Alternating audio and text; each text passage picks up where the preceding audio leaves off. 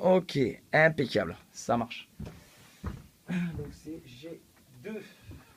Super. Bon, donc en gros là, on rentre dans la, j'appelle ça, comment je pourrais l'appeler, la subdivision de la double croche. Hein? C'est simple, si vous observez un petit peu, juste avec du recul, sans vous poser des questions mathématiques, vous avez bien compris que la première partie de la feuille, il n'y a aucune note qui sera avant le et ou après le et. Je vous mets au défi, première partie de la feuille, là, trouvez-moi une note qui va se mettre avant le et ou après le et. Aucune. Parce que c'est des noirs ou des croches, c'est-à-dire ça tombe soit sur le temps, soit sur le contre-temps. Maintenant, je vais vous apprendre à jouer entre ces espaces, c'est-à-dire entre le 1 et le et entre le et le temps suivant. C'est-à-dire qu'on a divisé maintenant le temps par des quarts. Ok?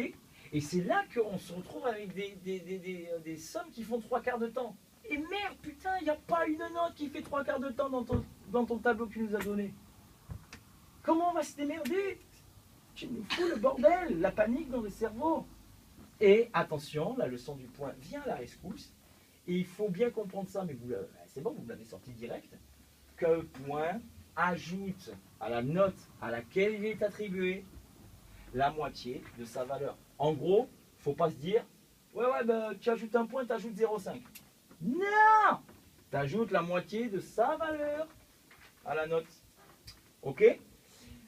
Ça marche? Alors, ce que vous pouvez faire déjà pour la semaine prochaine, au crayon à papier, ça serait essayer de me placer ce que j'ai fait au-dessus.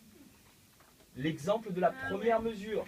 C'est-à-dire de se dire, ok, ça tombe sur le 1, je mets le 1. Ça tombe sur le et du 2 et du 2. Ça tombe avant le et. J'ai dit quoi? Quelle lettre? I. Ça tombe après le et. A. C'est one E and A. One E and A. À la limite, vous pouvez, le moyen mémotechnique, mais ça n'a rien à voir, ça ne veut rien dire, que j'ai utilisé, moi, c'est E even, even. Même si ça ne veut pas dire avant, j'en ai rien à foutre. Pour moi, ça veut dire avant. A after.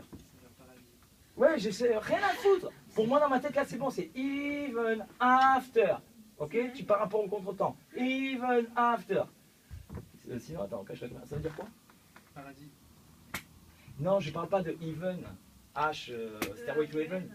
To Heaven. Je parle de Heaven. Alors, oui, Heaven and Heaven, hein. Bref. E-V-E-N. C'est tout le temps, quoi. E-V-E-N, ça veut dire quoi, déjà? Heaven and Heaven. Heaven. Toujours, tout le temps. Tout le temps, tout le temps.